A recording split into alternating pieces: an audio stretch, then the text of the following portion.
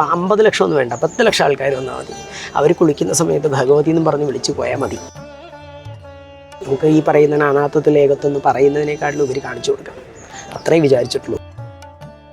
ശ്മശാനക്രിയ കണ്ടപ്പോൾ ആൾക്കാർ പറഞ്ഞു ഇങ്ങനെയും പൂജ ഉണ്ടോയെന്നാണ്. ഇങ്ങനെ സ്വസ്തിവാചകം ചെല്ലുന്ന പരമ്പരകളുണ്ട്. ഈ പരമ്പരകൾ പുറത്തു വരട്ടെ. എല്ലാവരും വേണം. നമുക്ക് ഒരു വിഭാഗം മാത്രമല്ല, എല്ലാത്തിനും പ്രാധാന്യമുണ്ട്. മാഘമേളയെ കുറിച്ച് സംസാരിക്കുമ്പോൾ എല്ലാവരും വലിയ രീതിയിൽ ആഘോഷിക്കുന്ന അല്ലെങ്കിൽ കാത്തിരിക്കുന്നത് എന്ന് പറയുന്നത് സ്നാനത്തിന് വേണ്ടിയിട്ടാണ്. ഒപ്പം തന്നെ നിളാരതി. ഏറ്റവും നല്ല സംസ്കാരങ്ങളെ തിരിച്ചു കൊണ്ടുവരാൻ പറ്റുന്ന ഏത് ക്രിയയും നമുക്ക് ഒരുമിച്ച് കൊണ്ടുപോകണം എന്നുള്ളതാണ്. ഇന്ന് നമുക്ക് എന്ത് ചെയ്യാൻ പറ്റും എന്നുള്ളതാണ് പ്രധാന ചിന്ത. അതിൽ നിന്നുകൊണ്ടിട്ടാണ് ഇന്നത്തെ മാമാങ്കം നിങ്ങൾ കാണുന്നത്, അല്ലെങ്കിൽ മഹാമഖം നിങ്ങൾ കാണുന്നത്. അടുത്ത തലമുറയ്ക്ക് എന്ത് ഗുണകം ചെയ്യാൻ പറ്റും, ഇതിൽ നിന്നുകൊണ്ടാണ് ഈ മഹാമഖം ഞങ്ങൾ തുടങ്ങിയിരിക്കുന്നത്. ഒരു പാരമ്പര്യം ഒരു വ്യക്തിക്കല്ല, സമൂഹത്തിലേക്കാണ് യോജിപ്പിച്ചിരിക്കുന്നത്. സാധാരണക്കാരിൽ സാധാരണക്കാരായ മുതൽ രാജാവായാലും വരുന്നത് ശ്മശാനത്തിലേക്കാണ്. ഇപ്പോൾ രാജാവാണെങ്കിലും ഒരു ക്രിയയുടെ മുമ്പിൽ വന്നാൽ സമന്മാരാണ്. കേരളത്തിലെ മൊത്തം അധിദേവതകളെ പൂജിപ്പിക്കലായി. ഏത് വ്യക്തി വന്നാലും നമ്മളുടെ അമ്മയെ നമസ്കരിച്ചിട്ടുണ്ട്. നമസ്തേ. ഇന്ന് എനിക്കൊപ്പം ചേരുന്നത് മഹാമാഘമേളയുടെ മാർഗനിർദ്ദേശകനായ സ്വാമി അഭിനവ ബാലാനന്ദ ഭൈരവിയാണ്. നമസ്തേ. നമസ്തേ. മഹാമാഘമേളയ്ക്ക് തിരുനാവായിൽ തുടക്കമായിരിക്കുകയാണ്.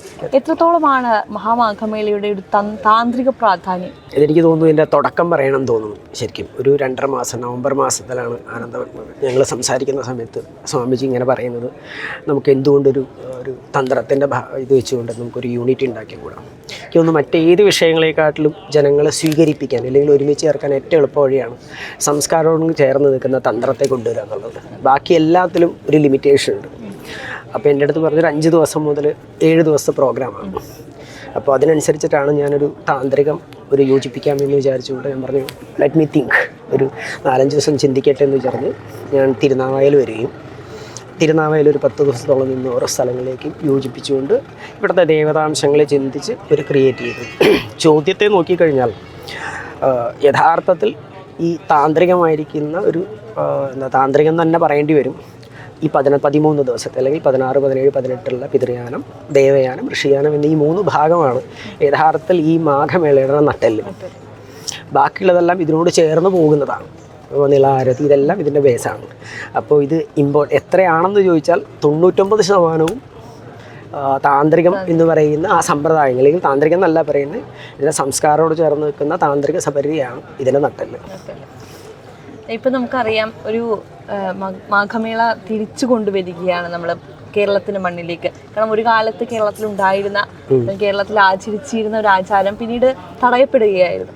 ഇപ്പോൾ അത് തിരിച്ചു കൊണ്ടുവരുമ്പോൾ ഒരു ആത്മീയമായിട്ടുള്ള ഒരു വ്യതിയാനം നമ്മുടെ സമൂഹത്തിലാണെങ്കിലും നമ്മുടെ അന്തരീക്ഷത്തിലാണെങ്കിലും കാണാൻ സാധിക്കില്ല. നോക്കൂ, നമ്മളുടെ സംസ്കാരം വിട്ടുപോകുന്ന നമ്മൾ ജീവിക്കുന്നത് ശരിക്കും പറഞ്ഞാൽ ഞങ്ങളെല്ലാം സാമാന്യമായിട്ട് പഠിച്ചു വരുമ്പോൾ ട്രഡീഷണൽ ആയിട്ടാണെങ്കിലും അക്കാഡമിക് ആയിട്ടാണെങ്കിലും ഇന്നലകളെ പഠിക്കുന്നതിൻ്റെ കാരണം എന്ന് വെച്ചാൽ ഇന്നലത്തെ നല്ലത് സ്വീകരിക്കുകയും തെറ്റായത് നമ്മൾ റിമൂവ് ചെയ്യുകയും ചെയ്യുക എന്നുള്ളതാണ്. അപ്പം നമുക്കറിയാം നമ്മുടെ സംസ്കാരം ഇത്ര പഴയതാണ്, അതിൽ നല്ലത് നമുക്ക് സ്വാംശീകരിക്കേണ്ടതാണ്. പലപ്പോഴും എനിക്ക് തോന്നുന്നു പൂച്ചയ്ക്കാർ മണി കെട്ടെന്ന് പറഞ്ഞൊരു സാധനമാണ്. ചെയ്യാൻ ആഗ്രഹമുണ്ട്, പക്ഷേ ചെയ്യിക്കാൻ ആളില്ല. അപ്പോൾ ഇവിടെ ഇപ്പോൾ ഞങ്ങൾ വന്നപ്പോൾ ആനന്ദവൻ ഭാരതി എന്ന് പറയുന്ന മഹാമണ്ഡലേശ്വരം നമുക്കൊന്ന് ശ്രമിച്ചുകൂടെ എന്ന് ചോദിച്ചാൽ, അപ്പോൾ അതിൽ ഏറ്റവും നല്ല സംസ്കാരങ്ങളെ തിരിച്ചു കൊണ്ടുവരാൻ പറ്റുന്ന ഏത് ക്രിയയും നമുക്ക് ഒരുമിച്ച് കൊണ്ടുപോകണം എന്നുള്ളതാണ്. അപ്പോൾ എന്നെ സംബന്ധിച്ചിടത്തോളം എനിക്ക് എൻ്റേതായ സർക്കിളുണ്ട്, ആനന്ദൻ ഭാരതിക്ക് അവരുടേതായ സർക്കിളുണ്ട്, അതേമാതിരി സുധീർജിക്കും ബാക്കിയുള്ളവർക്കും അവരുടേതായ ഇതുണ്ട്. അപ്പോൾ എല്ലാവരും കൂടെ ശ്രമിച്ചാൽ ഒരു റീക്രിയേഷൻ സാധ്യമാണ്. തെറ്റ് സംഭവിച്ചിട്ടുണ്ടാവും പല കാരണങ്ങളിലും. ഞാൻ സ്ഥിരം പറയുന്ന അധ്യാപകൻ എന്ന നിലയിൽ, പൂർവാശ്രമത്തിലെ അധ്യാപകൻ ഞാൻ സ്ഥിരം പറയുന്നൊരു സാധനമാണ്, ഇന്നലകളിലെ തെറ്റുകൾ വിടൂ. പല കാരണങ്ങൾ കൊണ്ടും പലതും നിന്നുപോയിട്ടുണ്ടാവും, ചിലത് പുതിയ തുടങ്ങിയിട്ടുണ്ടാവും. എന്നെ സംബന്ധിച്ചിടത്തോളം ഇന്ന് എന്ത് ചെയ്യാൻ പറ്റും എന്നുള്ളതാണ്. അതിൽ ഇന്നലത്തെ പല കാരണങ്ങൾ, ഇപ്പോൾ ഇംഗ്ലീഷിൻ്റെ കാരൻ്റെ ഇതാവാം, ബ്രിട്ടീഷുകാരുടെ ഇതാവാം, അല്ലാതെ സംഭവിച്ചതാവാം, പരസ്പരം തമ്മിൽ കൊണ്ടാവാം, മാമാങ്കം എന്ന് പറയുന്ന യുദ്ധമാവാം, ഇതെല്ലാം ഇന്നലകളിലെയാണ്. ഇന്ന് നമ്മൾ ഹൈലി എഡ്യൂക്കേറ്റഡ് ആണ്. ആ സ്ഥലത്ത് നിന്നുകൊണ്ട് തന്നെ ഇന്ന് നമുക്ക് എന്ത് ചെയ്യാൻ പറ്റും എന്നുള്ളതാണ് പ്രധാന ചിന്ത. അതിൽ നിന്നുകൊണ്ടിട്ടാണ് ഇന്നത്തെ മാമാങ്കം നിങ്ങൾ കാണുന്നത്, അല്ലെങ്കിൽ മഹാമഖം നിങ്ങൾ കാണുന്നത്. ഇന്ന് നമുക്ക് എന്ത് ചെയ്യാൻ പറ്റും, അത് അടുത്ത തലമുറയ്ക്ക് എന്ത് ഗുണകം ചെയ്യാൻ പറ്റും, ഇതിൽ നിന്നുകൊണ്ടാണ് ഈ മഹാമഖം ഞങ്ങൾ തുടങ്ങിയിരിക്കുന്നതും ഇത് മുമ്പിലേക്ക് കുറച്ചും കൂടെ നല്ല വ്യാപ്തിയിൽ കൊണ്ടുവരണം എന്ന് പറയുന്നത്. അതുകൊണ്ട് ഞാൻ സ്ഥിരം പറയുന്ന അതേ ഉത്തരം പറയുന്നു, ഇന്നലത്തെ വിടൂ, ഇന്ന് എന്ത് ചെയ്യാൻ പറ്റും. അതായത് ഞാൻ മാത്രമല്ല, നമ്മൾ പിരിക്കുന്നവർ പോലും. ഇപ്പം ഞാൻ പറയുന്ന സാധനം ജനങ്ങളിലേക്ക് എത്തിക്കുന്നത് നിങ്ങളുടെ ഉത്തരവാദിത്തമാണ്. Each person has to take the responsibility. അതുകൊണ്ട് ഇന്നതിനേക്കാട്ടിലും കൂടുതൽ എനിക്ക് തോന്നുന്നു we have to think what we can today. ഇപ്പോൾ ഈ മാഘമേളയെ കുറിച്ച് സംസാരിക്കുമ്പോൾ എല്ലാവരും വലിയ രീതിയിൽ ആഘോഷിക്കുന്ന അല്ലെങ്കിൽ കാത്തിരിക്കുന്നത് എന്ന് പറയുന്നത് സ്നാനത്തിന് വേണ്ടിയിട്ടാണ്. ഒപ്പം തന്നെ നിളാരതി എനിക്കൊന്ന് കാണുമ്പോൾ നമുക്ക് ദൃശ്യമായതിനോടാണല്ലോ നമുക്ക് താല്പര്യം തോന്നുന്നത്. അതുകൊണ്ടായിരിക്കും ഇതിന് എത്രത്തോളം ഇമ്പോർട്ടൻറ്റ്. പക്ഷെ അതിനൊപ്പം തന്നെ ഒരുപാട് ക്രിയകൾ നടക്കുന്നുണ്ട് മഹാമാഘമേളയുമായി ബന്ധപ്പെട്ടിട്ട്. അതൊന്ന് വിശദീകരിക്കാമോ? ശരിക്കും 3 തരത്തിലാണ് ഞാൻ ഇതിൻ്റെ ഭാഗം എടുത്തിരിക്കുന്നത് തന്ത്രമനുസരിച്ചിട്ട്. ഒരു പിതൃയാനം, ദേവയാനം, ഋഷിയാനം, 3 ഭാഗമായിട്ട് എടുക്കുക. എളുപ്പത്തിൽ പറഞ്ഞാൽ മനസ്സിലാക്കാൻ വേണ്ടിയിട്ട് അങ്ങനെ എടുത്തതാണ്. കാരണം ചില ടെക്നിക്കൽ ഭാഷകൾ നമ്മൾ പറഞ്ഞാൽ മനസ്സിലാവില്ല. ഇപ്പോൾ നോക്കൂ, നമ്മൾ ഇവിടെ നോക്കിക്കഴിഞ്ഞിട്ടുണ്ടെങ്കിൽ ഇന്ന് കേരളത്തിൽ നല്ല അത്യാവശ്യം എല്ലാ സ്ഥലങ്ങളിലും പ്രശ്നമാണ് കുട്ടികൾ ഉണ്ടാവാതിരിക്കുക, അങ്ങനത്തെ കുറേ പ്രശ്നങ്ങളുണ്ട്. അപ്പോൾ ഞങ്ങൾ ട്രഡീഷണലായിട്ട് പറയുന്നുണ്ടെങ്കിൽ പിതൃക്കൾ ശുദ്ധമാണെങ്കിൽ അല്ലെങ്കിൽ അച്ഛനമ്മ ഉൾപ്പെടെയുള്ള ആ പരമ്പര ശുദ്ധമാണെങ്കിൽ നമുക്ക് നാഡീദോഷങ്ങളൊന്നും ഉണ്ടാവില്ല എന്നുള്ളതാണ്. അപ്പോൾ ഞങ്ങൾ സ്ഥിരം പറയുന്നൊരു കാര്യമാണ് പിതൃക്കളെ സന്തോഷിപ്പിക്കും. അല്ലെങ്കിൽ അച്ഛനമ്മമാർ ഇപ്പോൾ ഒരു കുട്ടി ഉണ്ടായില്ലെങ്കിൽ നമ്മൾ എളുപ്പത്തിൽ പറഞ്ഞാൽ പ്രായശ്ചിത്തത്തിൽ ഞങ്ങൾ പറയുന്നൊരു സാധനമുണ്ട്. വീട്ടിൽ അച്ഛനമ്മമാരുണ്ടോ? ഉണ്ട്. എന്നൊരു കാര്യം ചെയ്യും, നിങ്ങൾക്ക് കുട്ടി ഉണ്ടാവില്ലെങ്കിൽ ഒരു 15 ദിവസമെങ്കിലും എല്ലാ ദിവസവും രാവിലെ കുളിക്കുക, എന്നിട്ട് അച്ഛനമ്മമാരെ നമസ്കരിച്ചോളൂ. ഒരു 15 ദിവസം 36 ദിവസം മതിയോ നിങ്ങളുടെ കുട്ടികളുണ്ടാവും. ആ ഭാവം ശുദ്ധമാണെന്ന് പറയും. അപ്പോൾ ഏത് ക്രിയയ്ക്ക് ആദ്യം വേണ്ടത് അച്ഛനമ്മമാർ എന്ന് പറയുന്ന പിതൃയാനത്തെ നമസ്കരിക്കുന്നതാണ്. അവരുടെ മരണമായെങ്കിൽ ഉണ്ടെങ്കിലും ഞങ്ങൾ നമസ്കരിക്കാൻ പറയും. അപ്പോൾ പിതൃയാനമാണ് ആദ്യം എടുത്തിരിക്കുന്നത്. അപ്പോൾ 16, 17, 18 തീയതികളിലാണ് നമ്മൾ ആദ്യം എടുത്തത്. അതിൽ ആദ്യത്തെ ക്രിയ നമുക്ക് ചെയ്യുന്നത് പല സമ്പ്രദായങ്ങളെ യോജിപ്പിച്ചു ഞാൻ ഇതിൽ. എന്ന് വെച്ചാൽ സാധാരണ നമ്മൾ പറയുക വൈദിക ശ്രാദ്ധം എന്ന് പറഞ്ഞാൽ നിങ്ങളെ സംബന്ധിച്ചിടത്തോളം ഇല്ലെങ്കിൽ ഒരു 99% ആളുകളുടെ വിചാരം രാവിലെ ഒരു 2 നേരത്തെ ഒരു പൂവിടുന്നത് മാത്രമാണ്. അങ്ങനെയല്ല. അപ്പോൾ ഞാൻ വിചാരിച്ചതെന്ന് വെച്ചാൽ ഏകദേശം 17ഓളം സമ്പ്രദായങ്ങളുണ്ട് പിതൃയാന പക്ഷത്തിൽ തന്നെ, കേരളത്തിൽ മാത്രം. അതിലൊരു പ്രധാനപ്പെട്ട 4 ഭാഗങ്ങളെ യോജിപ്പിച്ചു. കാരണം ഈ ദിവസങ്ങളിൽ പരിമിതമാണ് നമുക്ക്. അപ്പോൾ 4 ഭാഗങ്ങളെയാണ് ആദ്യം എടുത്തത്. അതിൽ ആദ്യത്തെ ഭാഗം ഭഗവതിയെ നമസ്കരിക്കുക എന്നുള്ളതാണ്. പ്രത്യേകിച്ച് ത്രിപുരസുന്ദരിയാണ്. അപ്പോൾ അതുകൊണ്ട് ശ്രീവിദ്യാ സമ്പ്രദായത്തെ കണക്കാക്കിക്കൊണ്ട് 1-ാം ദിവസത്തെ ഭഗവതിയെ നമസ്കരിച്ചു. പഞ്ചായതനത്തിലെടുത്തുകൊണ്ട് ശ്യാമ, മഹാരാഹി ഉൾപ്പെടെയുള്ള ദേവതകളെ യോജിപ്പിച്ചുകൊണ്ട് 5 നേരത്തെ ഭഗവതിയെ നമസ്കരിച്ച് പരായൽ അവസാനിപ്പിക്കുന്ന 1-ാം ഭാഗം. ഇപ്പോൾ ഭഗവതിയെ നമസ്കരിച്ചു. സ്ത്രീപക്ഷമാണ് കേരളത്തിൽ പ്രധാനം എന്ന് പറയുന്നത്. സ്ത്രീകളെ നമസ്കരിച്ചുകൊണ്ടാവണം എന്നാണ് നിയമം. അമ്മയാണ് അവസാനം. കേരളം എന്ന് പറഞ്ഞാൽ ഭഗവതിയാണ്. അതുകൊണ്ട് അമ്മയെ തൊട്ട് വേണം തുടങ്ങാൻ എന്ന് വിചാരിച്ചുകൊണ്ട് ആ പദ്ധതി എടുത്തു. രണ്ടാമത്തെ നമുക്ക് പ്രധാനം, അത് കഴിഞ്ഞാൽ നമുക്ക് ഏറ്റവും പ്രധാനം വരുന്ന കർമ്മഭാഗങ്ങളിൽ നോക്കുന്ന വൈദിക പരമ്പരയാണ്. ഈ നാട് വൈദികത്തിന് ഭയങ്കര പ്രാധാന്യമാണ്. അപ്പോൾ 2-ാമത്തെ ഭാഗത്ത് വല്ലഭേട്ടനെ കൊണ്ടുവന്നു 2-ാം ഭാഗം എടുത്തു. അപ്പോൾ ആ 2-ാമത്തെ വൈദിക പാരമ്പര്യത്തിലൂന്നിയ ശ്രദ്ധിച്ചോളണം, ഇതൊരു പാരമ്പര്യം ഒരു വ്യക്തിക്കല്ല സമൂഹത്തിലേക്കാണ് യോജിപ്പിച്ചിരിക്കുന്നത്. ശ്രദ്ധിച്ചാൽ മതി, ഇവിടെ നക്ഷത്രങ്ങളെ പറഞ്ഞാൽ പോലും ക്രിയ ചെയ്യുമ്പോൾ ദേശം മാത്രമേ ഉള്ളൂ. ഒരൊറ്റ ആൾക്ക് ഇന്ന നക്ഷത്രം ഇന്ന പൂജ എന്നും പറഞ്ഞ് കൊടുത്തിട്ടില്ല. നിങ്ങൾ എഴുതി കൊടുത്താലും പ്രസാദം ദേശത്ത് മാത്രമേ ഉള്ളൂ. ഇങ്ങനെയാണ്. 3-ാം ഭാഗമായിരുന്ന ഏറ്റവും ഇതായിട്ട് വന്നിരിക്കുന്നത് രമേശ് ഏട്ടൻ്റെയാണ്. എന്ന് വെച്ചാൽ കോരപ്പത്ത് രമേശ് ഏട്ടൻ്റെ. അത് സാധാരണക്കാരായ മുതൽ രാജാവായാലും വരുന്നത് ശ്മശാനത്തിലേക്കാണ്. അപ്പോൾ രമേശ് ഏട്ടനെ കൊണ്ട് കോരപ്പത്ത് രമേശ് ഏട്ടൻ്റെ അടുത്ത് കൊണ്ട് പറഞ്ഞു അങ്ങ് വരണം എന്ന് പറഞ്ഞ്. ശ്രദ്ധിച്ചുകൊണ്ടെന്ന് അറിയില്ല, അതിൽ രമേശ് ഏട്ടൻ ക്രിയ ചെയ്യുന്ന സമയത്ത് ഇരുന്നത് ഇന്ന് പ്രധാനിയായിരിക്കുന്നത് മഹാരാജാവാണ്. അപ്പോൾ രാജാവാണെങ്കിലും ഒരു ക്രിയയുടെ മുമ്പിൽ വന്നാൽ സമന്മാരാണ്. അവിടെ കൂടെ ഉണ്ടായിരുന്ന എല്ലാ ജാതിക്കാരും ചേർന്നിട്ടാണ് അദ്ദേഹത്തിൻ്റെ കൂടെ ഉണ്ടായിരുന്നത് ചെയ്യിച്ചത് രമേശ് ഏട്ടൻ. ഒന്ന് ശ്രദ്ധിച്ചാൽ മതി, സാധാരണക്കാരിൽ ഒരിക്കലും സംഭവിക്കാൻ എല്ലാവരും നടക്കില്ല. അപ്പോൾ 3-ാമത്തെ ഭാഗം സാധാരണക്കാരുടെ ഒരു ഭാഗമാണ്. പിന്നെ ഈ പിതൃപക്ഷത്തെ നിർത്തിക്കഴിഞ്ഞാൽ പിതൃഭാഗം ശുദ്ധമായാൽ പിന്നെ കൊണ്ടുവരേണ്ട നമുക്ക് ദേവതയിലേക്ക് കൊണ്ടുവരിക എന്നുള്ളതാണ്. അതുകൊണ്ട് കണ്ണൂരുകാരുടെ ഇന്നത്തെ ശ്മശാനക്രിയയ്ക്ക് കഴിഞ്ഞതിന് ശേഷം കാലചക്ര വിധാനം എന്ന് പറയുന്ന വിധാനമുണ്ട്. അവിടെ പിതൃപക്ഷത്തെ നമസ്കരിച്ച് ദേവപക്ഷത്തിൽ കൊണ്ടുവന്ന് വരും. അതാണ് അവരുടെ ക്രിയ. അതും ഒരു 200 വർഷമെങ്കിലും ആയിട്ടുണ്ട്, 100-150 വർഷമെങ്കിലും ആയിട്ടുണ്ടാവും. കാലചക്ര വിധാനം ഇതുവരെയും ചെയ്തിട്ടില്ല കേരളത്തിൽ. അപ്പോൾ കുഞ്ഞിരാമ പണിക്കരത്ത് പറഞ്ഞ് അങ്ങനത്തെ ഒരു സാധനം ഉണ്ട് അവർക്ക്, സ്പെഷ്യൽ അവരുടെ മാത്രം ഉള്ളതാണ് കണ്ണൂരുകാരുടെ. ഒരു വിഭാഗത്തിന് ഇങ്ങനെയുണ്ട് സ്പെഷ്യലായിട്ട്, നമുക്കറിയില്ല എന്ന് മാത്രമേ ഉള്ളൂ. അപ്പോൾ എനിക്കറിയാവുന്നതുകൊണ്ട് കുഞ്ഞിരാമ പണിക്കരത്ത് പറഞ്ഞപ്പോൾ അദ്ദേഹം പറഞ്ഞു ഇങ്ങനൊരു ചെയ്യാൻ ഭാഗ്യം കിട്ടണം, ഞങ്ങൾ തന്നെ വരാം. ഒരാൾ വരണം എന്ന് പറഞ്ഞാണ്. പക്ഷേ അദ്ദേഹം 12 പേരൂടെ വന്നു. എന്ന് വെച്ചാൽ ചെയ്യുമ്പോൾ പൂർണ്ണമായി വേണം, മനസ്സറിഞ്ഞ് ചെയ്യണം. 5 മണിക്കൂർ ചെയ്യേണ്ടതിന് പകരം അദ്ദേഹം എല്ലാ ക്രിയകളും ചെയ്തു. ഇങ്ങനെ ആദ്യത്തെ പിതൃപക്ഷത്തെ നമസ്കരിക്കുക എന്നുള്ളതാണ്. 16, 17, 18 4 പേരെ 4 വിഭാഗങ്ങളിലൂടെ ഈ ദേശത്തുള്ള സകല ആൾക്കാരും ഒരു 1.5 ലക്ഷം മുതൽ 2 ലക്ഷം ആത്മാക്കളെങ്കിലും മരിച്ചിട്ടുണ്ടാവും. ഞാൻ ഏറ്റവും കുറഞ്ഞ അവർക്കെല്ലാവർക്കും ശുദ്ധത വരണം. അതിൽ ജാതി മതമൊന്നുമില്ല, മരിച്ചവർക്ക് ശുദ്ധത വേണം. ഇതാണ് ആദ്യത്തെ പക്ഷം. 2-ാം പക്ഷമാണ് ദേവപക്ഷം എന്ന് പറയുന്നത്. ഇതിനിടയിൽ കുറേ പരിപാടികൾ നടക്കുന്നുണ്ട്. പക്ഷേ ക്രിയയിലേക്ക് അതല്ല. 22-ാം തീയതിയാണ് അടുത്ത പക്ഷം തുടങ്ങുന്നത്. അതായത് ഇവിടെ പൂജ വന്ന് ശ്രീചക്രം ഇവിടെ എത്തിക്കഴിഞ്ഞാൽ എൻ്റെ 2-ാം ഭാഗമായ ദേവപക്ഷം തുടങ്ങും. ദേവതകളെ പൂജിക്കുക എന്നുള്ളതാണ്. അപ്പോൾ നമ്മൾ ആദ്യം പറയുക, ഉദിക്കുന്നത് സൂര്യനല്ലേ, സൂര്യൻ ഉദിച്ചില്ലെങ്കിൽ ഉണ്ടാവില്ല, ക്രിയ ചെയ്യാൻ പറ്റില്ല. സൂര്യൻ എന്ന് പറയുന്നത് നമ്മൾ സംസ്കൃതത്തിൽ പറയുമ്പോൾ സുവതി കർമ്മണി ലോകം പ്രേരയതി. സൂര്യ കർമ്മത്തിന് പ്രേരകരാണ് സൂര്യൻ. സൂര്യൻ ഉദിച്ചില്ലെങ്കിൽ എടാ ഊരയ്ക്ക് വെയിൽ തട്ടിയില്ല, പോയി പണിയെടുക്കടാ പറയാറില്ലേ. സൂര്യൻ ഉദിച്ചാലാണ് കർമ്മം ചെയ്യുക. അപ്പോൾ ആദ്യം ദേവനെ പൂജിക്കണമെങ്കിൽ സൂര്യോപാസന വേണം. അതുകൊണ്ട് ആദ്യത്തെ ദിവസം സൂര്യഗണപതി സാധനയോടുകൂടിയാണ് 22-ാം തീയതി തുടങ്ങുക. അതായത് ഒരു ക്രിയ തുടങ്ങുമ്പോൾ ഒരു കൃത്യമായ ഘടന ഉണ്ടാവണം. അപ്പോൾ ആദ്യം സൂര്യഗണപതി എടുത്തു, അതിനുശേഷം സൂര്യൻ്റെ കർമ്മം ശുദ്ധമാക്കുക എന്നുള്ളതാണ്. അതായത് വ്യക്തിയുടെ കർമ്മം ശുദ്ധിയാവുക. അപ്പോൾ സുകൃത ഹോമമാണ് ഏറ്റവും പ്രമാണം. സുഷ്ടുവായ കർമ്മങ്ങളെ ഉണ്ടാക്കുന്നവരാവണം ദേശം. അപ്പോൾ 2-ാം ഭാഗം എടുത്തു. വൈകുന്നേരം സുകൃത ഹോമം ചെയ്യുന്നത് ശരിക്കും പറഞ്ഞാൽ ഇളയതാണ്. ശ്രദ്ധിച്ചോളം, ആദ്യം നമ്പ്യാരാണ്, രണ്ടാമത് ഇളയതാണ്, മൂന്നാമത്തത് അശോകൻ കാണി എന്ന് പറയുന്ന കാണി വിഭാഗമാണ്. കല്ലാർ വിഭാഗത്തിലെ കാണി വിഭാഗമാണ്. അവരൊരു അഗസ്ത്യ പരമ്പര, പഴയ സമ്പ്രദായത്തിലെ അഗസ്ത്യ. എനിക്ക് തോന്നുന്നു നിങ്ങൾ ഇത് കണ്ടില്ലേ, സിനിമയിൽ കണ്ടില്ലേ, കാന്താര പടം കണ്ടില്ലേ, കാന്താര പടത്തിലെ കുടിവെപ്പ് മാതിരിയില്ലേ, അതേപോലെയാണ് അവരുടെ സമ്പ്രദായം. പ്രകൃതിയെ പൂജിക്കുന്ന, കല്ല് വെച്ച് പൂജിക്കുന്ന ആളുകളാണ്. അപ്പോൾ അവരുടെ അടുത്ത് പറഞ്ഞപ്പോൾ ദേശജമായിട്ടുള്ള പൂജയ്ക്ക് അവർക്കൊരു വിധാനമുണ്ട്. സാധാരണ പുറത്തൊന്നും വരാറില്ല, എന്നാലും ഇതിന് വരുന്നുണ്ട്. അവരാണ് സൂര്യസമ്പ്രദായത്തിലുള്ള ഈ 3 ക്രിയകൾ. അതോടുകൂടെ നിങ്ങളുടെ കർമ്മം ശുദ്ധമാവും. അപ്പോൾ ആദ്യ ഭാഗം കർമ്മമാണ്. ഇപ്പോൾ നിങ്ങൾ ഏത് പണിയെടുത്താലും ശുദ്ധം ഉണ്ടായി. അപ്പോൾ വാക്ക് ശുദ്ധാവണം, കർമ്മം ശുദ്ധാവണം. ഇത് വന്നു കഴിഞ്ഞാൽ അടുത്ത 2-ാമത്തെ ദിവസം 23-ാമത്തെ നമ്മൾ എടുത്തിരിക്കുന്നത് കേരളമാണല്ലോ നമ്മുടെ ദേശം. അപ്പോൾ ഇപ്പോൾ നമ്മൾ തിരുനാവായാണ് ഇരിക്കുന്നത്. ഞാൻ സാധാരണ തൃപ്പൂണിത്തുറക്കാരാണ്. അപ്പോൾ പറയും ഓരോ ദേശത്തിനും ഓരോ ദേവതയുണ്ട്. അപ്പോൾ നമുക്ക് ദേവതകളെ നമസ്കരിക്കണ്ടേ. അപ്പോൾ ഇത് ഏത് ദേവതയാണെന്ന് നമുക്ക് കണ്ടുപിടിക്കാൻ പറ്റില്ല ഈ തിരുനാവായ. അപ്പോൾ ഞാൻ വളരെ സിമ്പിളായിട്ട് എന്ത് ചെയ്യുന്നു വെച്ചാൽ കേരളത്തെ 4 ഭാഗമാക്കിയിട്ടുണ്ട്. കന്യാകുമാരി ബാലാംബിക, കൊടുങ്ങല്ലൂർ ലോകാംബികയായിട്ടിരിക്കുന്നു, പാലക്കാട് ഹേമാംബിക, മൂകാംബികയെന്ന് ഇതും. ഈ 4 ദേവതകളെയും വിശേഷക്രമത്തിൽ പൂജിച്ച കേരളം ഉള്ള മൊത്തം ദേവതകളെ പൂജിച്ചതായി. അതുകൊണ്ട് അടുത്ത ദിവസം 4 അംബികമാരെ യോജിപ്പിച്ചു. അപ്പോൾ കേരളത്തിലെ മൊത്തം അധിദേവതകളെ പൂജിപ്പിക്കലായി. ക്ലിയർ ആയില്ലേ? അപ്പോൾ ഏത് വ്യക്തി വന്നാലും നമ്മളുടെ അമ്മയെ നമസ്കരിച്ചിട്ടുണ്ട് ആയില്ലേ? അതാണ് 23. അത് ബാലകൃഷ്ണ പൈ എന്ന് പറഞ്ഞിട്ടൊരു കുട്ടിയാണ്. ശരിക്കും ശ്രദ്ധിച്ചാൽ മതി, GSB ആണ്.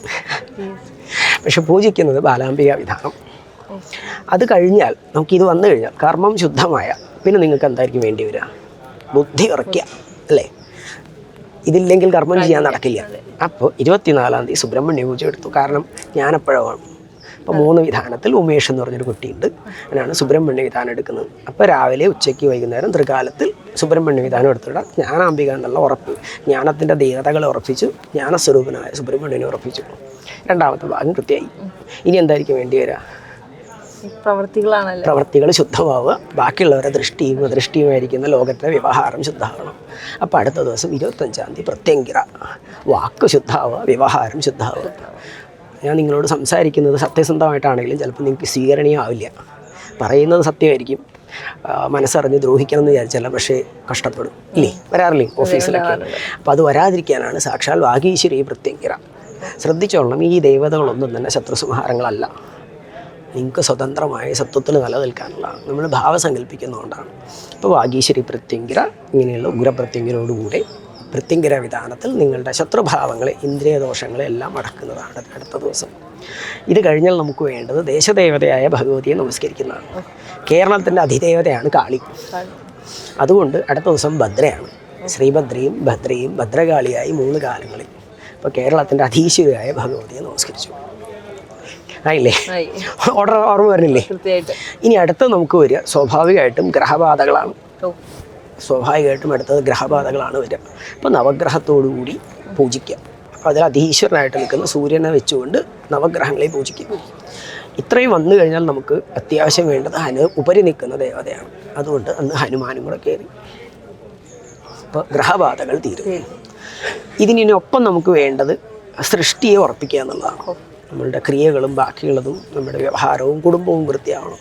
അപ്പോൾ 12 നാമപൂജ, വൈഷ്ണവത്തിലെ 12 നാമപൂജയും കാലൊഴിച്ചൂട്ടും കയറ്റി. അപ്പോൾ വൈഷ്ണവത്തിലെ സ്ഥിതി കൃത്യമാവും. ആ ഭാഗം തരണനെല്ലൂരാണ് കയറുന്നത്. അപ്പോൾ അവരും കൃത്യമായി. പിന്നെ കേരളത്തിലെ ഏറ്റവും പ്രസിദ്ധമായിട്ടുള്ളതാണ് ചാത്തൻ. അതുകൊണ്ട് അന്ന് രാത്രി ചാത്തനും വിശേഷ പൂജയാണ്. 23 വിധാനങ്ങളോടുകൂടെ വിശേഷവൃത്തിയോടുകൂടെ ചാത്തനും കയറും. അപ്പോൾ കേരളത്തിൽ അത്യാവശ്യം ദേവതകളിൽ മുഴുവൻ കയറ്റി. പിന്നെ നമുക്ക് വേണ്ടി വരുന്നത് ഏറ്റവും പ്രധാനപ്പെട്ടതെന്ന് പറയുന്നത് ദക്ഷിണാമൂർത്തിയാണ്. ബുദ്ധി ഉറയ്ക്കുകയും ജ്ഞാനം ഉറപ്പിക്കുകയും ചെയ്യുക. അതിൻ്റെ ഇടയിൽ ഒരെണ്ണം കൂടെ വരുന്നുണ്ട് സുബ്രഹ്മണ്യൻ്റെ കൂടെ തന്നെ. അന്ന് തെയ്പൂയൊക്കെ വരുന്നുണ്ട്, അത് അടുത്തേക്ക് യോജിപ്പിച്ചിട്ടുണ്ട്. ഇതിൽ വരുന്നത് ദക്ഷിണാമൂർത്തി പൂജയാണ്. ശിവനോട് കൂടിയിരിക്കുന്ന ദക്ഷിണാമൂർത്തി എടുത്ത് നിങ്ങളുടെ ഇതുവരെ വന്നിരിക്കുന്നതിന് ഉറപ്പിക്കുക. ക്രിയാഭാഗം ഇത് വന്നു കഴിഞ്ഞാൽ പിന്നെ ലാസ്റ്റ് ഒരു ആട്ടക്കലാശമുണ്ട്. തുടങ്ങുന്നത് ഭഗവതി ആയതുകൊണ്ട് അവസാനം ഭൈരവൻ. ഇതാണ് ക്രിയകളുടെ സങ്കലനം ദേവയാനത്തിൽ. കൃത്യമല്ലോ, ഇതാണ് വിശേഷക്രിയകൾ. അതായത് കഴിഞ്ഞ വർഷത്തോട് ചേർത്ത വിശേഷക്രിയകൾ ഇതാണ്. ഇനി നിങ്ങൾക്കൊന്ന് ഓർക്കാൻ പറ്റും തുടക്കം മുതൽ. ഈ എടുത്തിരിക്കുന്ന പദ്ധതികൾ ഓരോ സ്ഥലങ്ങളിലുള്ള ആൾക്കാരെയാണ്. ചില എറണാകുളമാണെങ്കിൽ ഒരാൾ തിരുവനന്തപുരത്തെ പദ്ധതിയാണ്, ഒരാൾ പത്തനംതിട്ടയിലുള്ള ആളാണ്. പദ്ധതികളിൽ ക്രിയ ചെയ്ത് ശീലിച്ച് ആ ദേവനെ പൂജിച്ചവരല്ലാതെ ആരെയും എടുത്തിട്ടില്ല. ഒരു വ്യക്തിയെ മറ്റൊരു വ്യക്തി ക്രോസ് ചെയ്യില്ല. ഓരോ ദിവസം വരുന്നവരായിരിക്കും യജ്ഞാചാര്യർ. ഒരാളും അവരെ ചോദ്യം ചെയ്യില്ല. അപ്പോൾ വൈദികനായിരിക്കുന്ന സുധീർയേട്ടനെ പോലെ തന്നെയായിരിക്കും ഇവിടെ നിന്ന് വന്നിരിക്കുന്ന എന്താ പറയുക ദേവീ പൂജ എന്നും പറഞ്ഞൊരു നിലമ്പൂരിൽ നിന്ന് ഒരു അമ്മ വരുന്നുണ്ട്, വെള്ളകമ്മ എന്നും പറഞ്ഞിട്ട്. കാട്ടുനായ്ക്കറാണ് അമ്മയാണ് പൂജിക്കുക. അവരുടെ പ്രത്യേകത വെച്ചാൽ ദേവീ നൃത്തം എന്നൊരു സാധനമുണ്ട്. പൂജയും നൃത്തവും അവരാണ്. ആദ്യം പൂജ ചെയ്യും, നൃത്തം കൂടെ ചേർന്നാണ് അവരുടെ പൂജ. 22ഓളം പേര് വരും. അമ്മയാണ് പൂജയ്ക്ക്.